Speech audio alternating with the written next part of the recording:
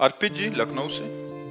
श्री हरिवंश महाराज जी, जब कोई इंसान सेवा, भक्ति और ब्रह्मचर्य का मार्ग अपनाता है, लेकिन समाज में उसकी जिम्मेदारियां जैसे परिवार, नौकरी, सामाजिक कर्तव्य भी उससे डिमांड रहती है घर वालों को, तब किस तरह से संतुलन बनाना चाहिए? क्या कुछ ऐसा दैनिक नियम हो सकता है जिससे भक्ति और संसार दोनों अधूरे ना रहें? हाँ, अगर पत्नी है तो महीने में एक बार सहवास करें। शास्त्र आज्ञा है मासिक धर्म के पवित्र होने के बाद एक बार सहवास करे, और तो ब्रह्मचर्य ही पुष्ट माना जाएगा उसका। पराई स्त्रियों की तरफ गंदी दृष्टि न करे, अपनी पत्नी से महीने में एक बार भगवान को प्रणाम करके सहवास करे तो धर्मयुक्त काम भगवान कहते हैं मैं हूँ। और इसके बाद नाम जप अपना बंद ना होना चाहिए। शराब नहीं पीना, मांस नहीं खाना, कोई नशा नहीं करना, घूस नहीं लेना, चोरी नहीं करना, किसी की हिंसा नहीं करना, तो गृहस्थ धर्म में रहते हुए भी वो भगवान को प्राप्त कर लेगा।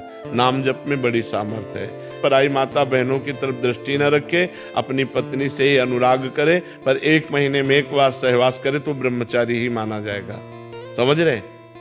जी, जब दिनचर्या में कुछ बदलाव होता है तो उस वक्त मन थोड़ा क्या बदलाव होता है? मतलब जैसे कुछ काम ज्यादा है, कुछ तो नाम जब चल रहा है ना, हमने ये तो नहीं कहा बैठ कर पूजा करो।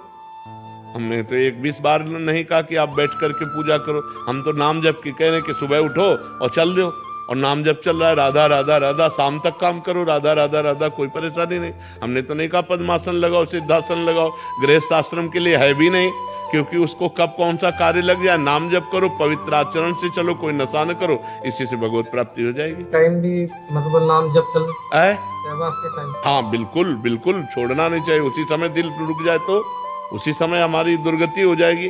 तो हम कभी नाम नहीं छोड़ते, राधा राधा राधा। ये नाम उस तभी चलेगा जब आप धर्म से सहवास कर रहे हैं। अगर अधर्म से सहवास कर रहे हैं तो फिर नहीं माना जाएगा, फिर वो पापाचरण होगा। धर्मयुक्त, अपनी पत्नी से धर्मयुक्त और समयुक्त। अब जैसे संध्या का समय है, दिन का समय है, ये सब सहवास के लिए निषेध है। रात्रि के समय में भगवान और दिशाओं को प्रणाम करके, दिशाओं के देवताओं को, तब ये बहुत धर्मयुक्त हो जाता है, फिर वो धर्मयुक्त